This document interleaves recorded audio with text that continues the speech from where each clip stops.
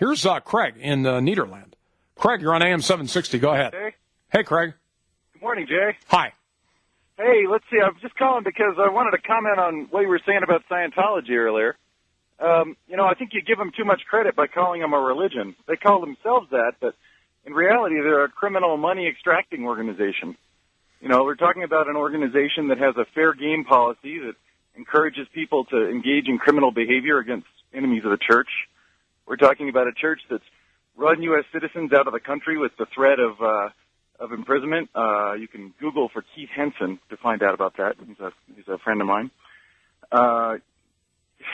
It's an organization that uses standard brainwashing techniques to separate their membership from their families and friends and extracts every cent they can by any means possible. That's not a religion. That's a criminal organization.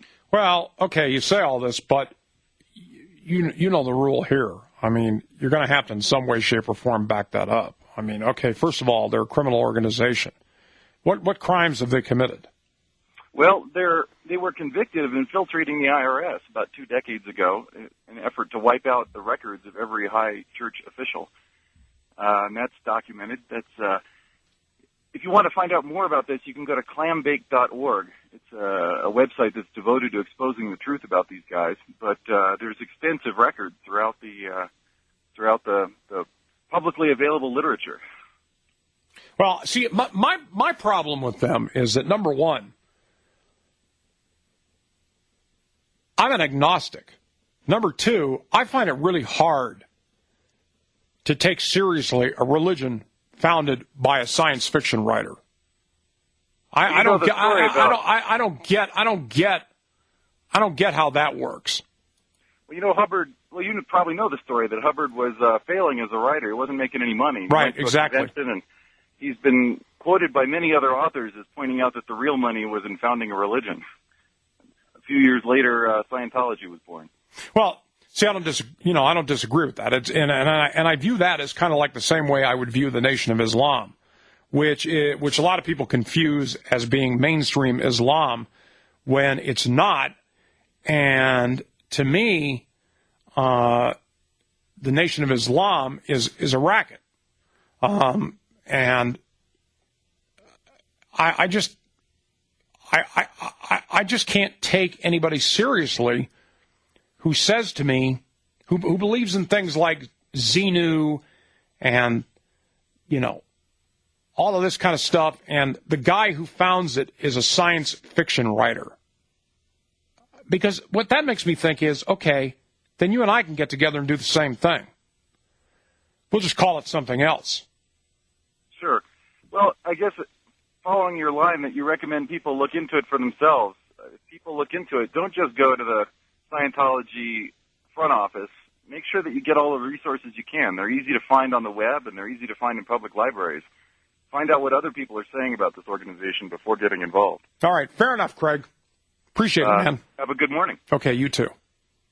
Here's Belinda in Lakewood. Belinda, you're on AM760. Good morning. Hello. Hi. Hi there. I thought I had lost you. No. Hey, listen, Jay, I wanted to call about the same thing, about the Scientology. Scientology is not a religion, Jay. Scientology is a cult. And I just am concerned. I think that people need to really check this out before they go to commit to something like that. Go read about Lisa McPherson. Go read about other people that have died from this cult. It's a cult. This cannot be a religion. Look out, because you make somebody mad, and you might go to Xenu. Don't forget it. You know what I mean? Yeah, Xenu's going to get you. They sure the heck are. By God, don't you make those people mad? And they do. And they will come out on the streets, and they will. Oh, I had a guy years ago approach me right on the street, right in Denver, and say, how do you feel about your life and all this stuff?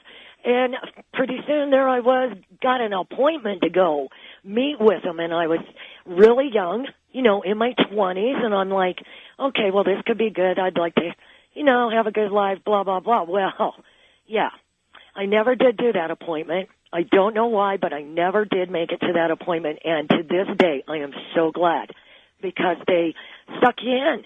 When they got you in, you're theirs. And if you do not have the money, God help you, okay? Because they will fix you up. And I don't quite understand how they've been able to go so long like they are. But I do know one thing. All the movie stars that are involved in this, remember, they've got the big bucks. That's what they want. They want the big money. Yeah. I've been threatened by them before. Yeah. Yeah. You know, on the phones, like when I worked at WFLA, I mean, they would call my producer and say, you know, you're going to get in and all that. Yeah. It's kind of, you know, but it's like, oh, yeah, okay, fine. Put me down on your enemies list. I could care less. Yeah. Yeah. And I don't know. I know that there's probably people out there that, I mean, you know, they have a good pitch. I mean, it sounds really good. And, you know, well, the world around you is not in a real good way. Well, it's like A.A. Allen. Yeah. I mean, send me the body of your loved one, and I'll raise them from the dead. Yeah. Or Dr. Brinkley, the goat gland doctor, which there's a book out about him called Charlatan, just came out. It's really worth reading, about how he'll inject you with goat glands at his clinic in Ciudad Acuña, Coahuila, Mexico, and it will restore your health. When what it was really doing was it was killing people. Yeah. So I think the whole thing is a charade, and I'd like somebody from Scientology to explain to me why there's a volcano on the front of that book, Dianetics. Yeah. Yeah. What's that about? What's that volcano thing? I have no idea, but you know, you gotta think when somebody.